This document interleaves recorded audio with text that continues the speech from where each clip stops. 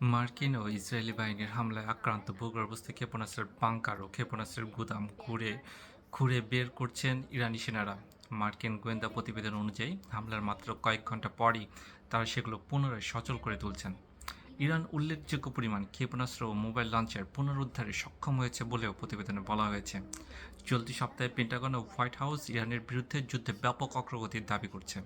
Pentagon এক ব্রিফিংয়ে জানিয়েছে, যুদ্ধের ৫ সপ্তাহে তারা ইরানে ১১,০০০ লক্ষ্যবস্তুতে হামলা চালিয়েছে। তবে যুক্তরাষ্ট্র ইরানের ক্ষেপণাস্ত্র ধ্বংসের কতটা কাছাকাছি আছে সে বিষয়ে মার্কিন গোয়েন্দা সংস্থাগুলো সন্দেহ প্রকাশ করছে।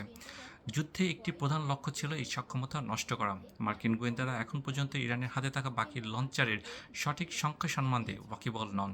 তবে কর্মকর্তারা বলছেন, ইরান এখনও ইসরায়েল এবং অঞ্চলের অন্যান্য দেশে ব্যালিস্টিক ক্ষেপণাস্ত্র ও লঞ্চার দিয়ে হামলা চালানোর সামর্থ্য রাখে।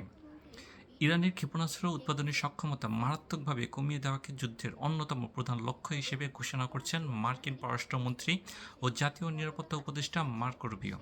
প্রতিরক্ষা মন্ত্রী পিট হেগসেথ বলে চলেছেন, মার্কিন ও ইসরায়েলি হামলায় ইরানের ব্যাপক ক্ষতি হয়েছে এবং ক্ষেপণাস্ত্র হামলার সংখ্যাও কমেছে। মার্কিন প্রতিরক্ষা মন্ত্রী পিট হেগসেথ গত সোমবার বলেন, হ্যাঁ, তারা এখনও কিছু ক্ষেপণাস্ত্র ছুড়বে, তবে আমরা সেগুলো গুলি করে ভূপাতিত করব। গত ২৪ ঘন্টায় ইরান থেকে সবচেয়ে কম সংখ্যক ক্ষেপণাস্ত্র ও ড্রোন ছোড়া হয়েছে। তারা মাটির নিচে লুকিয়ে রাখলেও আমরা খুঁজে বের করব। হেগসেথ এবং হোয়াইট হাউসের কর্মকর্তারা যেমনটা বলেছেন, যুদ্ধ শুরু হওয়ার পর থেকে ইরানের ক্ষেপণাস্ত্র ও ড্রোন হামলার হার অনেক কমেছে।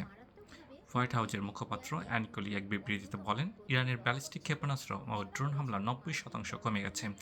তাদের নৌবাহিনী নির্মূল হয়েছে, ২/৩ উৎপাদন স্থাপনা ক্ষতিগ্রস্ত বা ধ্বংস হয়েছে এবং ইরানের আকাশপথে যুক্তরাষ্ট্র ও ইসরায়েলের একচ্ছত্র আধিপত্য তৈরি হয়েছে।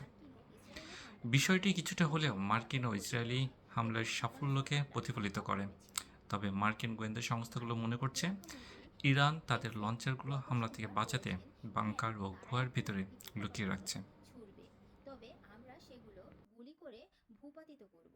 গত ২৪ ঘন্টায় ইরান থেকে সবচেয়ে কম সংখ্যক ক্ষেপণাস্ত্র ও ড্রোন ছোড়া হয়েছে। তারা মাটির নিচে লুকিয়ে রাখলেও আমরা খুঁজে বের করব।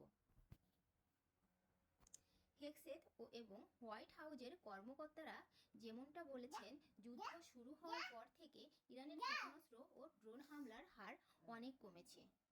হোয়াইট হাউজের মুখপাত্র অ্যানা কেলি এক বিবৃতিতে বলেন, ইরানের ব্যালিস্টিক ক্ষেপণাস্ত্র ও ড্রোন হামলা ৯০% কমে গেছে।